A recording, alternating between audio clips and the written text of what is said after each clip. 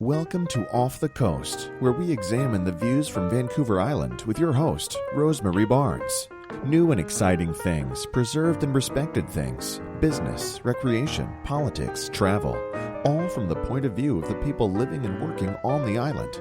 Rosemary is a professional speaker and certified speaking coach living in historic Ladysmith and loving every day of the island life. Here is your Vancouver Island host, Rosemary. Welcome to Off the Coast, Views from Vancouver Island, the show that celebrates Vancouver Island, her successes, her challenges, her people, and her places. I'm your host, Rosemary Barnes, the maverick voice at Confidence Stages, and I am above thrilled to welcome media personality Kait Bergen to our show today. Kait is a producer, host with Shaw TV in Nanaimo, British Columbia, right here on Vancouver Island. In addition to producing and hosting the flagship program Go Magazine, she's a host and co-producer of Power TV, an access television series produced by Charlene Sanjenko from Powerhouse. Kait is also the executive producer of the volunteer producer studio program, The Show. Kait graduated from the Applied Communication program at Camosun College in 1994 and has worked professionally in television, radio, and print ever since. She lives in Parksville, BC with her spouse, 2 young children, and her 16-year-old cat. Welcome to the show, Kait. Thank you. I almost forgot about Dexter in that bio there, the Dexter the cat. Tell me, have you had this cat since she was a young pup? Oh, yes. 8 weeks old. He's been with me through thick and thin, and he's getting old, but you would not know that he's 16 by looking at him. He's getting a little grumpy. Oh, yeah. And gray? Because I know dogs go gray. Do cats go gray too? A little bit. He's all black, and he's got little speckles of gray, but he's still got a ton of personality, a ton of energy, and he's a big affection suck. So he's good to have. Yeah. That's lovely. That's lovely.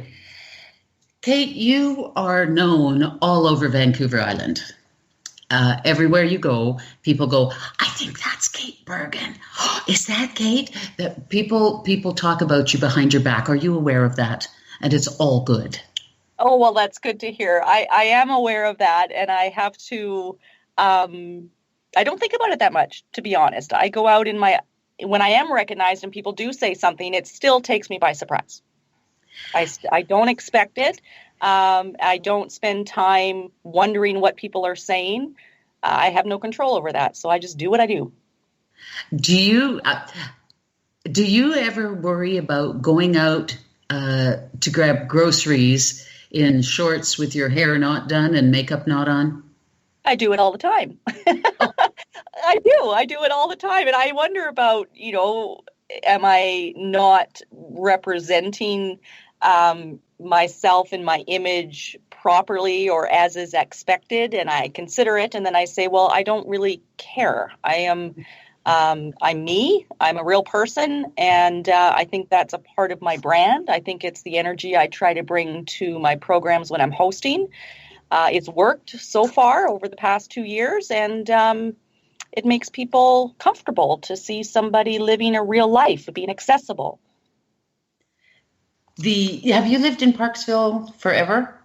No, I grew up in Victoria. Well, going way back. I was born in Whitehorse, Yukon, but grew up and went to school in Victoria and moved to Nanaimo in 98. It's always been guys. I follow guys around the island.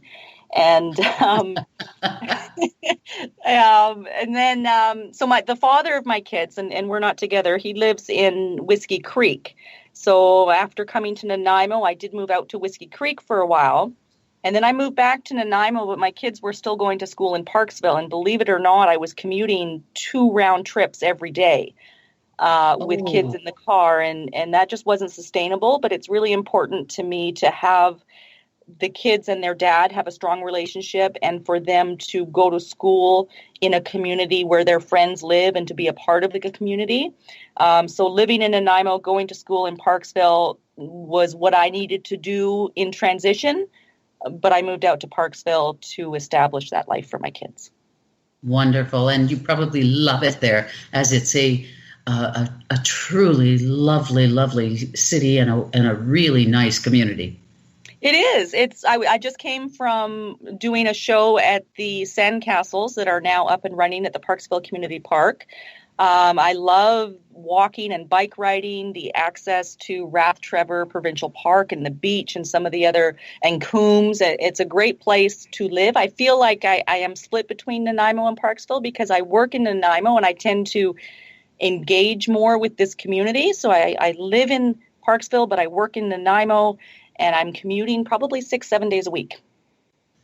Yes, yeah. I hear you. I live in Ladysmith and do most of my business in Victoria, so I hear the commuting business. For our listeners that don't know about the Sandcastle competition in Parksville, it is something to not be missed. They have sculptors from all over the world competing. I can't name some of the countries at the moment. I should have brought those notes in, but they come. I think there was someone from Japan. There's a couple people from the Netherlands, from the States, and there was $43,000 of cash prizes on the line. They take off. They do a circuit. It's a sanctioned competition. The artistry is incredible. There are technical considerations called cut-throughs and how you can have the sand sort of suspend around air without coming down is a technical skill, but then that's matched with creativity because the theme this year is things with wings. And that was voted on by the public. And so the artists work in solo teams individually or a double team. And it's amazing. I have a favorite out there, but people have to go check it out. The entry by donation, $3, and all that money goes back into the event. 2 years ago, was it 2 years ago or 3 years ago, there was a phenomenal sandcastle. It was massive. It was of the olden days with the horses and the people riding them and buffalo. And it actually had perspective in it and had buffalo going around the mountain and coming out the other side. And they would get smaller as they went up the mountain. Mm-hmm. It was amazing. This thing must have stood 20 feet tall. And I mean, these are not little sandcastles. They are sculptures that happen to be made of sand. Exactly. Amazing. One of the things that I just love about you, Kait, is your energy. But one of the things that really endears you to me is your sense of wonder and curiosity. You just are interested in everything that's around you. You remind me of, you've seen the little kids around that are just, oh, look at that. And they're just wide-eyed with curiosity and wonder. It seems to me that you've never lost yours, and I'm so deeply envious of that.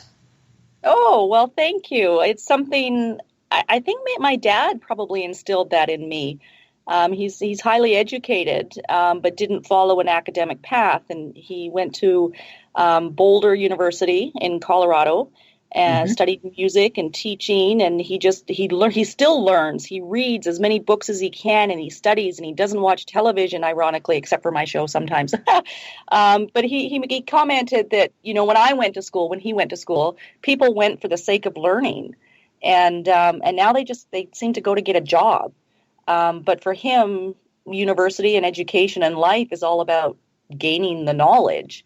And we had a lot of dialogue, and when I was a kid, because I grew up with him as a single dad for many years, and he'd listen to CBC radio, and then there'd be conversations about what I heard. If I would ask questions, which of course I would ask a lot, he would sort of fire them back at me. Well, what do you think? And what do you think would happen if? And we played a lot of intellectual ping pong, I guess, back and forth. And this is when I was 7, 8, 9 years old. And I'm really grateful for that approach that he took to parenting me. That's amazing. How did you, did your idea of getting involved with media, has that always been simmering in your cocoon, or did Did that hit you like a thunderbolt out of the sky one day, or was it in fact encouraged by this CBC conversation? I think it was all of those things. I've always been a bit of a performer somehow, and listening to CBC and the curiosity of knowing what's going on behind the scenes. I don't like to experience things as the masses do. I like to be able to know, well, who's running it and what are the challenges and what's going on behind that door and what is their life like. And I finished high school in Victoria and got a job.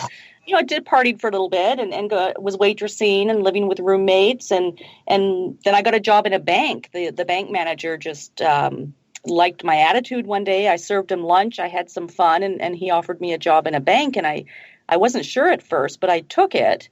I'd never considered working in a bank. And I worked there for about a year and a half while all my friends were going to college. And I felt like I was living the life of a 35, 40-year-old at 19 years old. And I got it, I did it, I was bored. It wasn't creative at all. So I said, well, what programs are offered in college? And there was the Applied Communications program at Camosun. And I took that. I didn't look into it too much. I didn't think much farther ahead than this sounds fun. This sounds like something interesting and creative and something I could do. And it was a 2-year program, and I had to do the typing test 5 times for entry. And that's it. Yeah, that was the hardest part. This is going to stop me from launching my career, not knowing how to type 60 words a minute. And of course, that was before computers. That was on an old clink, clink, clink keyboard. Typing was a course. Yes. Yeah. So, and I would watch TV and I'd analyze commercials, and think that I could do better. Why are they selling the car that way? What if I was doing a beer commercial? I'd certainly make it more fun than that. And I did very well in high school, and I was in a lot of advanced classes, advanced English and social studies. And our homeroom teacher offered a course. I don't know if it was called media studies, but it really taught us how to think critically about advertising. And I found it fascinating. So even though I'm not directly related, directly connected to advertising, I'm certainly in media and promoting things. A lot of community events we're involved with. And I'm just fascinated by the psychology behind why people respond to what they respond to. It's the same, in my opinion, and I know from nothing, but it's, in my opinion, the way that you talk to people matters so much. If you yell at them, they're going to do one of 2 things. They're going to yell back or they're going to run away and hide. So the thing about you is that you talk to people, even though you're on camera, you're talking right to that person the way you would do if they were sitting there. And I'm curious about whether you learned that or whether that's just an innate skill that you came out with. I think I learned it. Something stuck in college. We had an instructor who was in the newsroom at CBC Radio, and even though I knew I wanted to work in television, I took her classes in audio because the skills would be transferable, and she knew, the ins and outs of interviewing people in that environment, and I wanted to take those skills and put it into a different medium. But the role and the opportunity that someone working in television has is to take the viewer, and I say viewer because people usually watch one at a time. It's not all those viewers out there. It is one person who's experiencing you in their living room. You're giving them access that they can't have. So they're sort of living vicariously through you. And even the word host, I'm hosting this person to the environment and the situation and the experience that I'm having. And I'm a sort of a translator or a conduit to share that experience. So there's people who want to share something on television, and I translate their message or their whatever they're going on for them to an experience that the viewer can share with me. So that is conscious, and thank you very much for picking up on that. It's what I aim to do.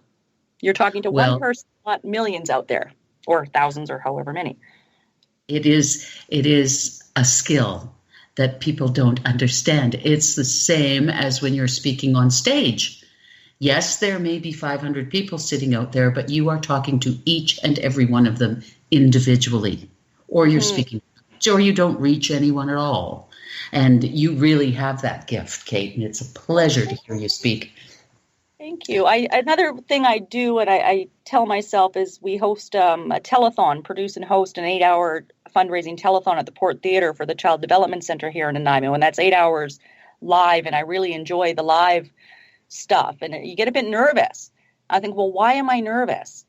And if I start telling myself that it's not about me, then some of those nerves go away.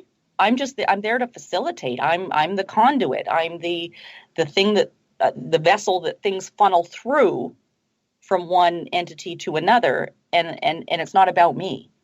It's about what I'm bringing to people.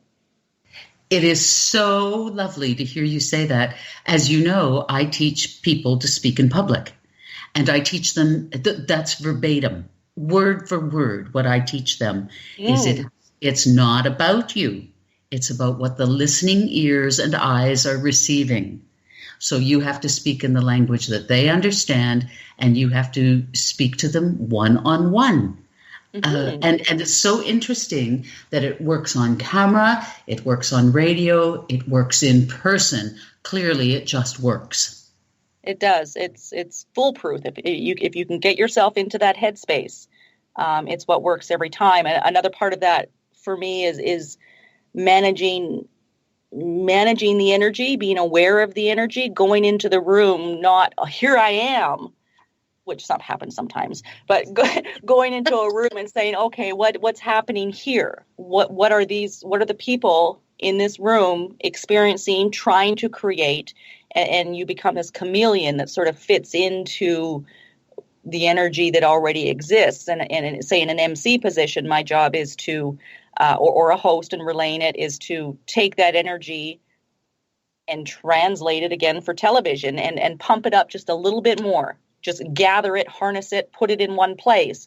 But it's not an energy that I've created. It's an energy that exists there already.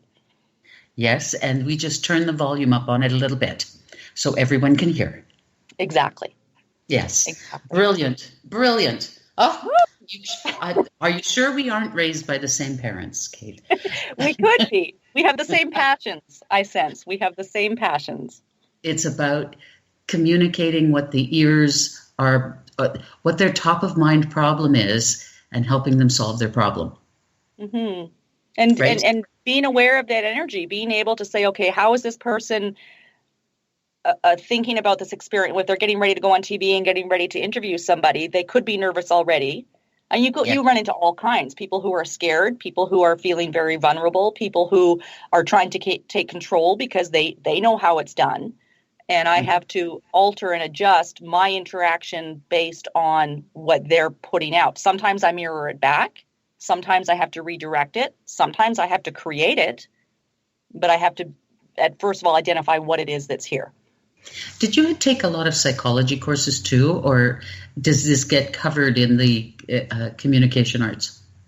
This part's instinct.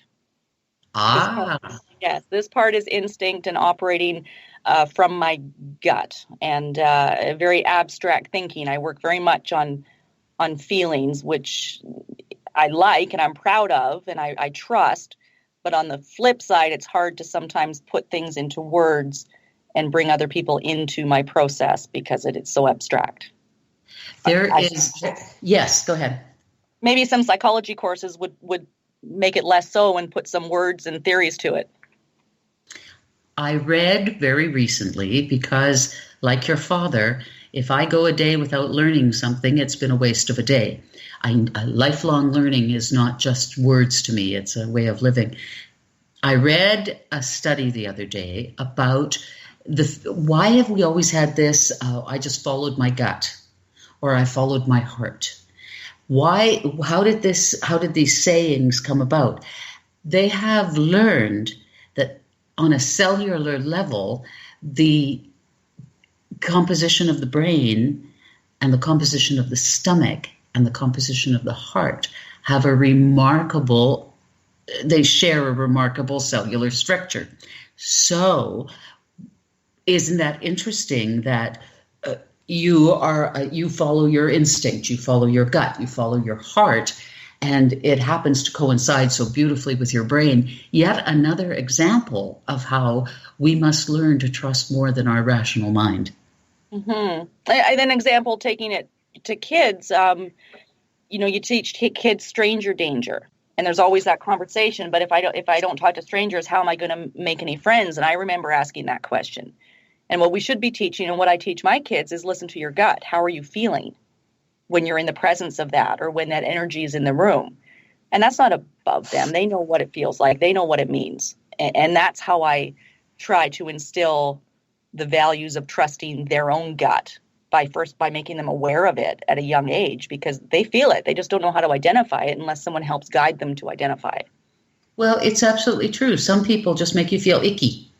Mm-hmm. Some people just come across as smarmy, and your instincts, everything in you says, stay away, stay away. And there are others that are so warm and welcoming that you couldn't stay away even if you wanted to, because they're so lovable. So yeah. I've experienced all of that.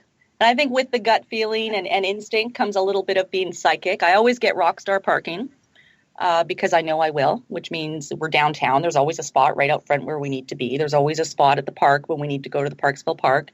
And little things like if my boyfriend says, partner says we're going for lunch, I'm taking David, my son, for lunch, I know where they're going. He hasn't told me. They don't have a regular spot. They don't go out for lunch all the time.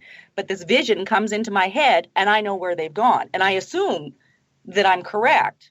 And I do have to check to say, is that where you guys went? He's like, yeah. I said, I knew it. And on the flip side, thinking that I'm tuning into so many things can lead me down the wrong path sometimes.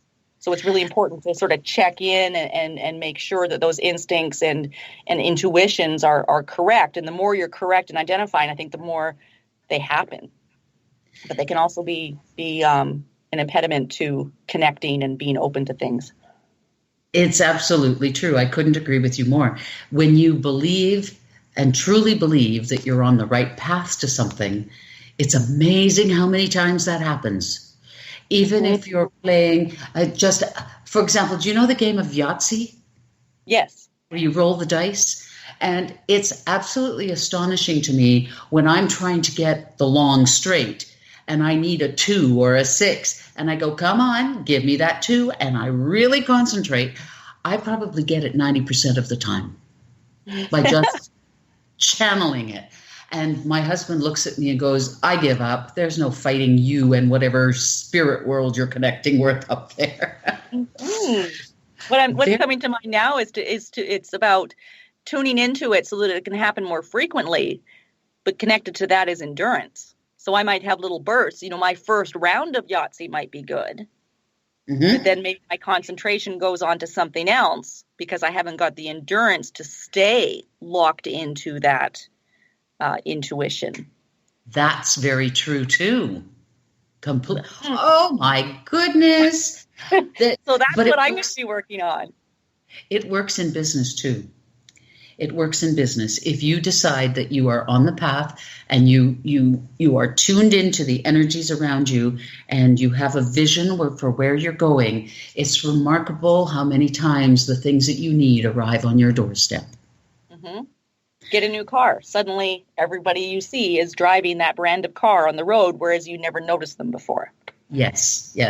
It is an interesting world.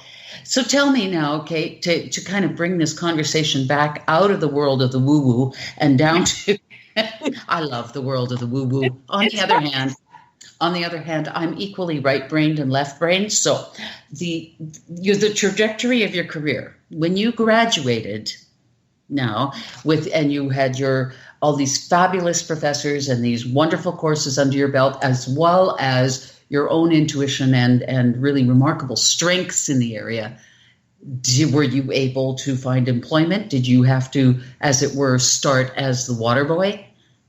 I did. Well, I think I did start as a bit of a water boy. I was so scared of failing at school that I started volunteering for Shaw in Victoria. And I wasn't volunteering for Shaw to get a job. I was volunteering so that I wouldn't fail at school. because they had a studio, and part of our curriculum was to do a studio rotation and go through all the roles of being director and camera and audio and host, and I was terrified. So I went out to Shaw and I volunteered and I produced a couple of series, just all, so much energy and so much time and so much passion, but not just because it was so fun and so creative and we had control. We produced a 13-part series called Collectibles, because I was told by one of my instructors that if you ever interview somebody who collects something, you're always going to get a good interview because they're passionate and knowledgeable about what you're talking to them about.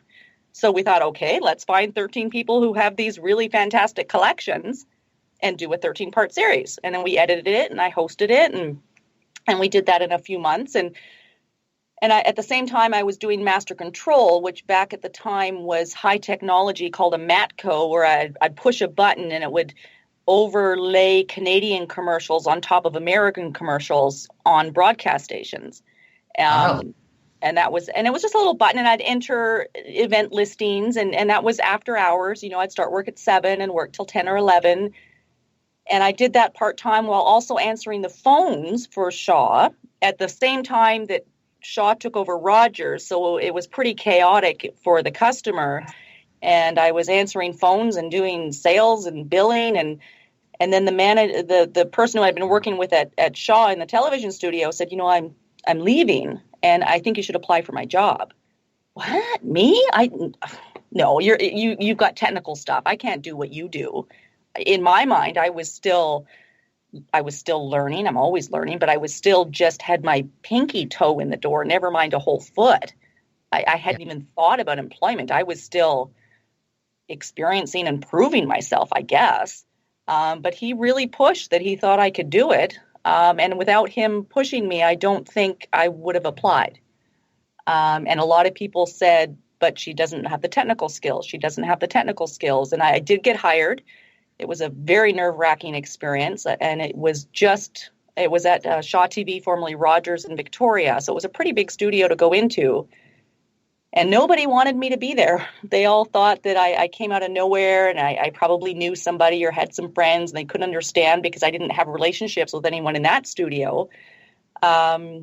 So it wasn't an easy go, and I was also told that I would never host. I was told that, and I know that sounds a bit cliche, but I was told that I would be behind the scenes. Do I know how to edit? Do I know how to work a camera? And because of the non-confidence in what technical skills I had, it was almost like I had to prove it even more that I didn't just want to be a host, because that wasn't going to happen. But I kept finding these opportunities, again, not necessarily on purpose, and I would do it. And I liked it, and I didn't really push it. I just followed it. Mm-hmm.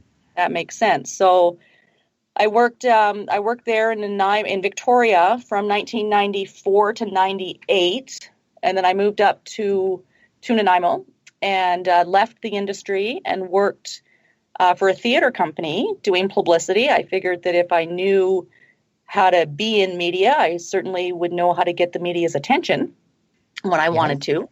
And so I became a publicist for a theater company. And that was my head first into the world of professional nonprofit arts. Holy smokes. It's Friday, it's payday, but they've only got half your paycheck for you because the rest of the money hasn't come in yet. That was a bit of an eye opener. Yes. And, yeah. So, and then that opened up a whole lot of doors. Through that, I worked with Czech TV, and I ended up getting hired with them as a Nanaimo correspondent, and I was writing a lot of press releases for the theater and ended up getting a column and regular features in the Nanaimo Daily News, some big Saturday spreads, and I wrote a column called In the Heart of the City about rejuvenating downtown Nanaimo. I did that for about 4 years. Because when I first moved to Nanaimo, I thought it was a holiday. I come from Victoria, and I walk around the streets, and I'm going, where is everybody? Is it like a stat that only exists here? Because there's nothing happening here. Yes. And so it sort of hit me on day one and ended up being a path that I went down for a while with the newspaper there. And that's all thanks to an old crusty editor. He was a character. The words of the editor. So pointed. Well, there's the cliches, the guy with the big beer belly walking down the hallway eating pork rinds and the bottle of gin or something in his I don't know if he did for sure. I'm over imagining a little bit now. But he was grumpy and rude, and he would rip my writing apart. And he would, and I'm grateful. I think I started an article about farmers markets with, the marketing behind a farmer's market, and I started that as my lead.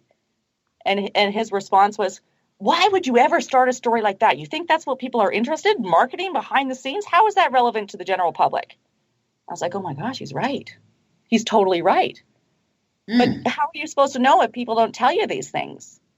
And so we'd go out for lunch once a month, and he would sort of simultaneously rip apart my work while looking for opportunities to give me more work.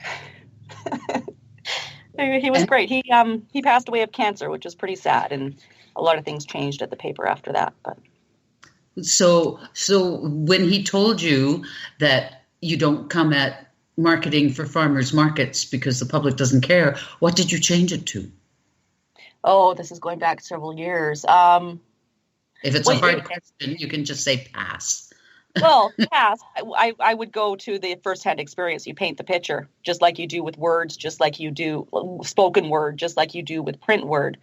The Arrington Farmers Market, nestled among the trees, is one of the oldest. I wouldn't even start with the name. Anyways, we can get into the technicalities of it, but painting the picture, and I was just a sponge. One of the things we learned back in college, the second years or the first years would get critiqued by the second years. So you'd put your work up there. I was back in college, and you think that, you're the latest and greatest, or some people do, and you put it up there, and everybody watches it, your instructors and your classmates from the year ahead of you, and then it stops, and everybody talks about it, and you're not allowed to say anything back. You're not allowed to say, "Oh, but I couldn't," because you couldn't get defensive. You just had to take it in, because that's probably what a viewer or a reader is going to think.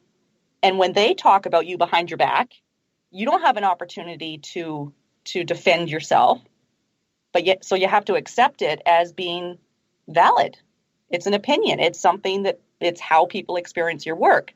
And so to have that from an editor who would take the time, I would take notes. I would write it out. I would just learn. I was never hurt. I was never defensive. I was just grateful. He sounds like a remarkable man. Mm-hmm. Yeah. Was he grumpy because of his personality, or is that what the job did to him? Probably both. I think he came from Prince George, bit of a blue collar, and a bit of an old boys club, and but he liked what he saw, and he thought I was likable, and he gave me every opportunity that he could to help build a name for myself in the paper. And yeah, Peter Godfrey. Well, clearly he saw something in you that you hadn't seen yet. And the same with the person back at Shaw who encouraged me to apply for the job. And when I got the job at Czech, I did put my hand up. I said, "So if there's a new magazine lifestyle show coming, how do I put my name on the list for that?" To a person I'd been working with as a publicist with theater. And he goes, "Well, I already did that for you. I already mentioned your name." I was like, "Yes, wow. I know." I couldn't. I was just so flattered. And now I'm reminiscing now, and I kind of miss the climb, I guess, because I don't know if I'm going anywhere after this. I don't mean that to sound all doom and gloom, but family's here, kids are here, life is here.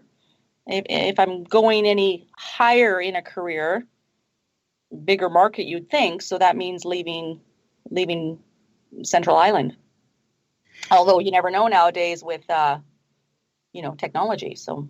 Well, boy, that's the truth. If you don't like what's happening today, just blink, it'll change. So you've got two kids, 7-ish and 8-ish. And they're in school and they're having a great time. Have they inherited your sense of wonder and curiosity? I think so. I hope so. And then some. I think maybe my sense of wonder and curiosity came from a lot of free play. And you read about that these days. The kids are so overstructured and we're so busy They have a lot of free time, and if they're in their imagination and playing games together, and I'm going about my business in the kitchen or the laundry and domestic stuff, and I can hear them just lost in this world of childhood, I just let them go. If we had plans to go somewhere, I'll change them, because what they're doing right now is exactly what they should be doing. I try to share things with them at what I imagine their level to be. I don't think we can actually ever know, what is a child at 8 years old process or capable of processing. I fear that we dumb things down a little too much for them. Yes. So I try to not, I'm not mean or harsh mostly, but I don't want to, I have my moments. I don't want to sugarcoat life for them, because I want them to be, I want their eyes to be wide open. Yes. It's very difficult for parents that are together to instill those values. You don't have the benefit of living with their father. And so do you feel the extra responsibility in that way? I don't know what the word is. It might be responsibility. I have a lot of guilt, because I think there's one definition, connotation, expectation of what it means to be a mom. And I think I carry it sometimes, and that is to always know what's going on with your kids, and what's happening for them, and what they're experiencing, and are they brushing their teeth, and are they going to bed on time, and are they eating healthy? And these are things that are really important to me. And I don't think they're as high up there with their dad. Like, I think they eat more junk food. I think they go to bed later, and I can't do anything about it. So does that make me a bad mom because I'm not ensuring that these things are a part of their life? I think they get exposed to television shows that I don't think kids have any business watching. And I see it and I hear it from them, and I'm the mom. I'm supposed to be the one that determines that stuff. But I can't, because I'm only there 1 week on, 1 week off. So I have to trust that their dad, isn't doing too much damage, and that's supposed to be good enough. I mean, with parenthood, you got one shot. And it's a difficult thing. And as I say, that's amazingly difficult when the two parents are actually in the same house. Never mind one, you only have the kids for half the time. So I suppose half their life is a mystery. Half their life. I mean, we co-parent. We're civil. We share. We cooperate. But do I get messages and phone calls saying, today we did this, today this happened, today there was this? It's not like that. So I half the time I don't feel like I'm a mom, but I always am. But half the time they get to be with dad, and it's good, because if there was any time when I thought that wasn't what was best for them, I would be making some changes. But I know that my choice to leave that family dynamic was what was best for everybody. And in the same vein, Kait, as we were talking about before, that you learn from every opportunity that you're given, in this way of having two different parenting styles, perhaps, in this way the children are exposed to more than maybe other children are, and so they get to decide for themselves, which is the one conversation. Yeah, they are. And when they were little, when we separated, they were little. Emily was 2.5. David was 4. And I remember them talking, and David was upset in the back seat, saying that he's losing his family. And kids don't, it's not big in-depth conversation. It's just, what's the matter? This comes out. You have a few sentences in conversation, and then you're on to something else. But I said, you're not losing your family. And I avoided the word separate. He has 2 houses. I focused on the good. He's got 2 houses. They now have a stepdad and a stepmom. So they have 2 sets of parents who all would take them gladly full time. So Yes. I mean, they don't have people fighting over them, but they have these two sets of parents who love them immensely, and they're getting that from both sides. They're getting the house and more sort of the urban, or as urban as you can get in Parksville, the neighborhood scene in Parksville, and then out with their dad, they're on 6 acres of property and chopping firewood and chickens. And so they are getting both worlds. And I wonder how they manage the rules. And at my house, we always eat dinner at the table as a family without TV and sit down. And that's a part of our day. I think at their dad's, they eat dinner in front of the TV in the living room on the couch. So I have to let it go.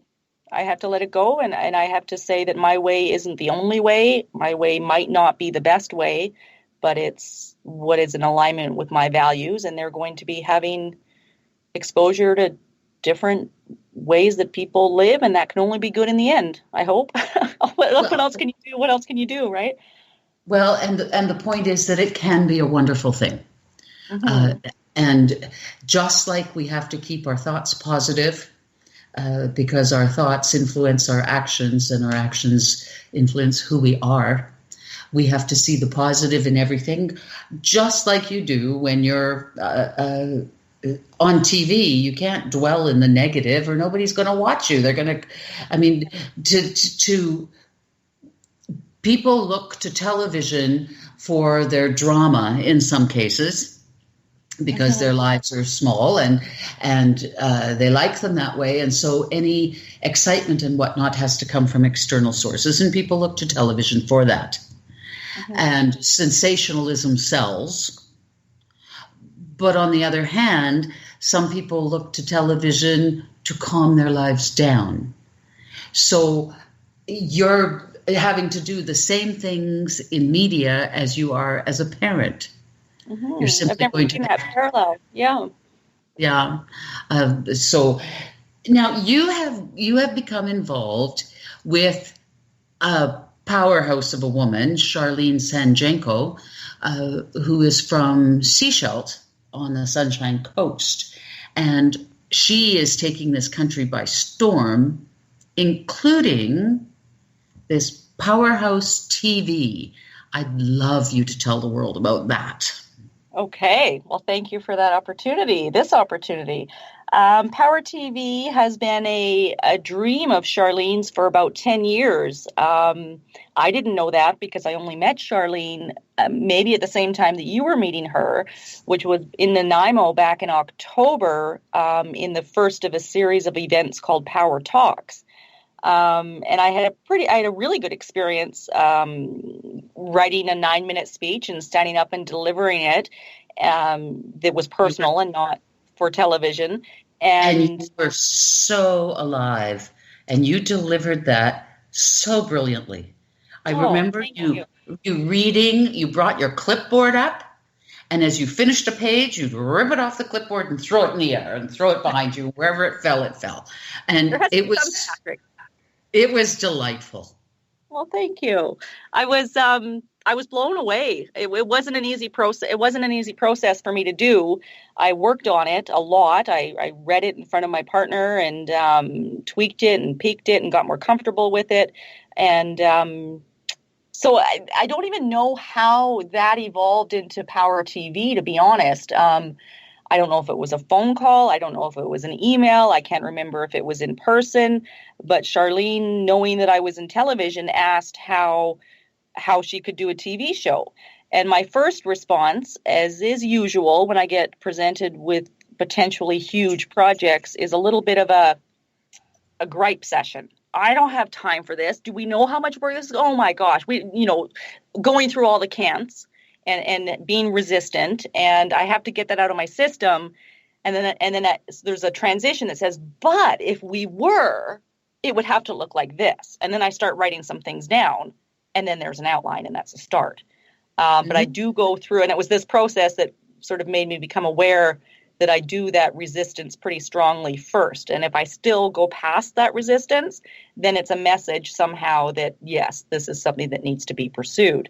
But at the time, I was trying to get Conversations with Kait television program off the ground, and it kept getting put on a back burner because at Shaw TV we were mandated and we work a lot with volunteer producers. So when a community producer comes in with an idea, we look at the feasibility of it and what impact it'll have on our resources and then move forward if possible. And it was my partner that said, if you're doing conversations with Kait and you've been green lighted for that, and you've got Charlene on the other hand wanting to produce a TV show that you would be a part of, why don't you combine the two? Then it becomes a part of your job that you're mandated to do, and it's not an extra project on the side, and it's evolving a project that isn't getting off the ground for both people. And that was it. Green light. He was brilliant, and the rest is history. We've recorded. I don't know. I'm probably not putting things in context enough. It's a half-hour show that's by women, for women, about women. Powerhouse.com has a promo on there under Power TV. We've recorded 13 interviews in a section called Inspire Me. We've had a woman by the name of Christina Mittermeier, who is a National Geographic photographer and co-founder of Sea Legacy. She travels the world taking pictures of Indigenous cultures to bring awareness by telling stories through images to help save our planet. A very inspiring woman. Josie Osborne, the mayor of Tofino. Carol Ann Hilton is on the advisory board for the federal finance minister. They've all been into our studio here in Nanaimo.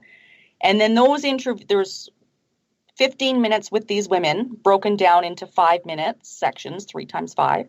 And then will be supported with sections from Sherry Strong, a food philosopher, called Fuel Me. So if you're feeling bloated and cramped, we're not going to give you a recipe, make this, but here are some foods and things you can be doing to help that particular challenge you're having with your health at the moment, whether it's lack of sleep or libido or whatever it is. She's an expert and very funny. She's recorded all 13 of hers. Jody Jackson is a golf pro and yoga instructor, and she's taking the philosophies and mental state that you would need in the game of golf into other activities on Vancouver Island, and her section is called Move Me.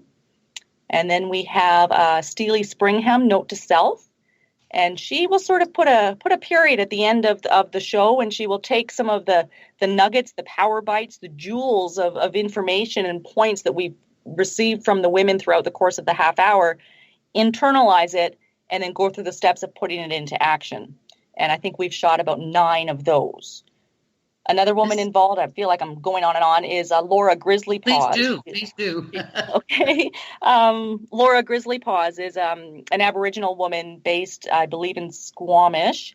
And she's a cultural advocate with a huge passion for supporting and enabling Indigenous people to thrive.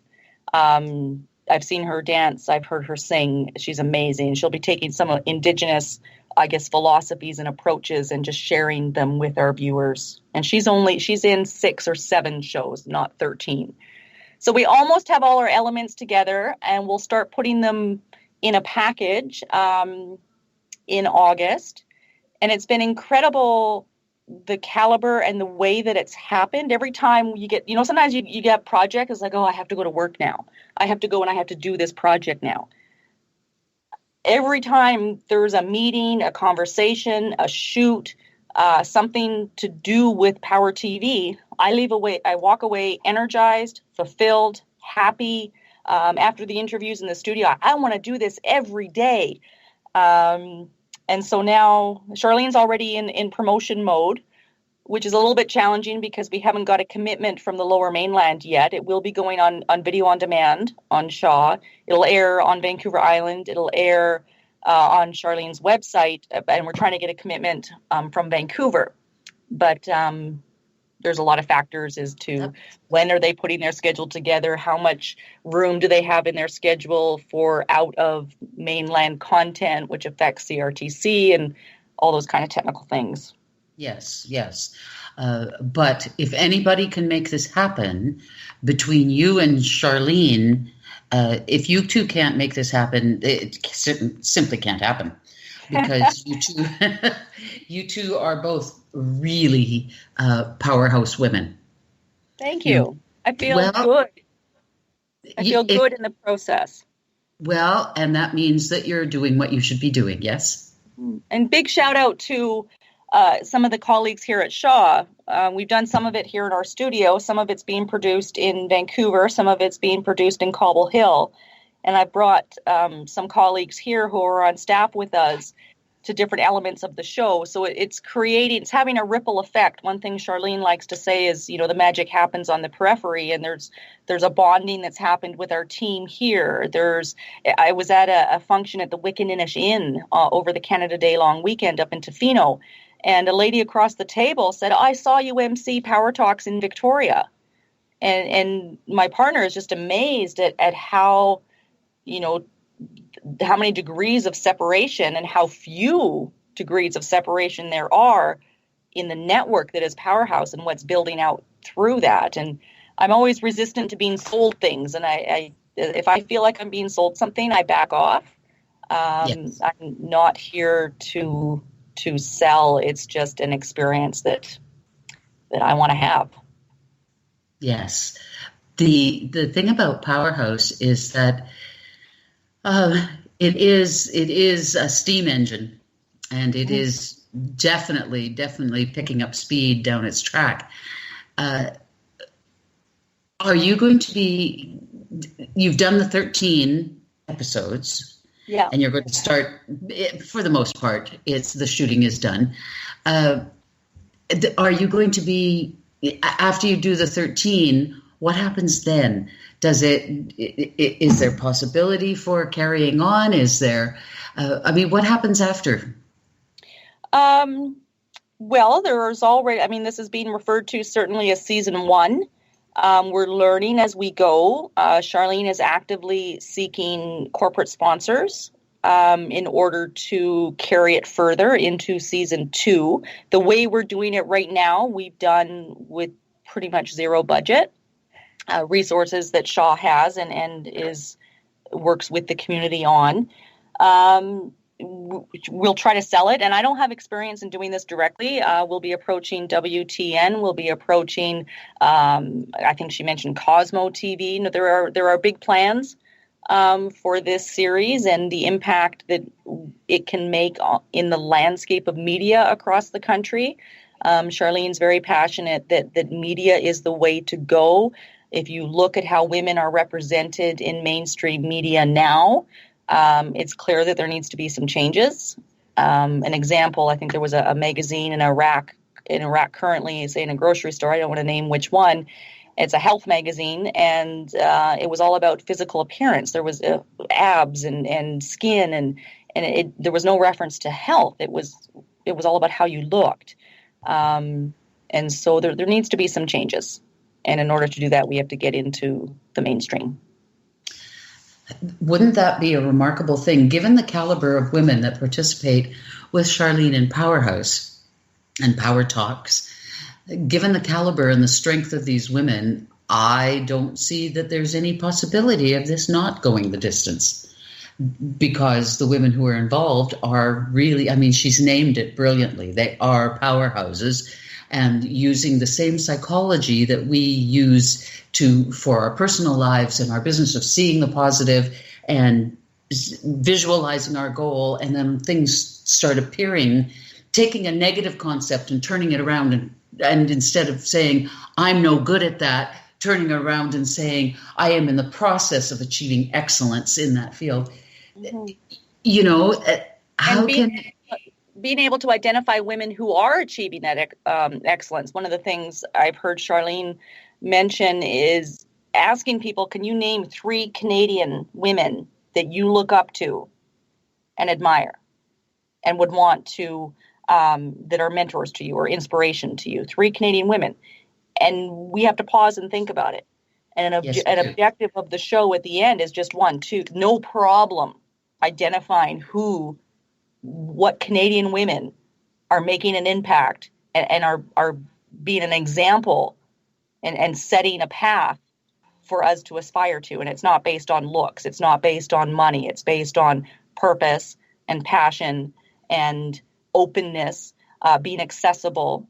So we're collaborating with women who are excelling in their field so that it can trickle and ripple and build everybody up collaboratively, by knowing that these women are here is the first step. And one of the things that I really like about this is, see, I have this theory that's not too popular, but I'm going to air it anyway, that many women are creating exactly what they're fighting against. Women are fighting against the old boys network and the separation of the sexes, and yet they're turning around and creating women's only clubs and that sort of thing, it just flies in the face of logic. But what I love about Powerhouse, and in particular women like you, is that this is not a women's only club. No, it's not. This is everyone is welcome, because in the same way as helping women succeed, this is about helping people succeed. And because the women are not seen as being as powerful and successful as the men in the business world and in accomplishments yet in Canada, but certainly in the third world countries, by helping women succeed, we are in fact helping everyone succeed. So, I see her coming at it from a way that I find extremely palatable and really fair. That's good feedback. It comes from a pure and sincere place of when she was up and coming in the corporate world, she looked around for women peers and women mentors and women examples, and there weren't any. And she vowed then to change that. And it's been a very long journey for her. It's not something that has come up in the last 2 years, 3 years. She founded Powerhouse in its incarnation back then, 15 years ago, supporting women more physically through and coaching. And it's evolved naturally as her passion and purpose grows to what it is today. And it's not where it's going to end up. There are so many goals and visions and objectives that will help the world. I know it sounds airy-fairy and too far out there, but if you start with a woman who is a core figure in the family, and that family becomes stronger, and that family goes out into the community, and that community plays a part in the world, how can we not be making the world a better place? Couldn't agree more. And speaking of where's it going, and therefore the future, let's consider yours. Yeah. Got any ideas? I think for mine, I know I need a Ouija board. Are you better off than me? No. We should do the Ouija board together one day. It goes with the gut. You can't. I sometimes I wish I could be a better planner and a plotter and here's my 5-year goal and here's how I'm going to get there. I don't know if it's an ADD thing or just I got to feel it. I have to feel it before I can know it. It's the same as way back 100,000 years ago when I was in high school. Mm. What do you want to do for a career? Well, I don't know what's available. Exactly. I don't know. I didn't know there was such a thing as any of the jobs in the sciences. I didn't know there was that these things existed. I wasn't raised in communities of business people. I didn't know anything about owning your own business. So for me, when I see it, I go, ooh, that's nice. And then I can go at it full throttle. But if I don't know it exists yet, how can I decide that's what I want? I couldn't agree more. We're very similar. I was interviewed after high school approaching graduation. What are you going to do with your life now that you graduated? And I still have the clipping in the scrapbook. It says, be healthy, happy, wealthy, and in love. That was it. That was as specific as I was going to get.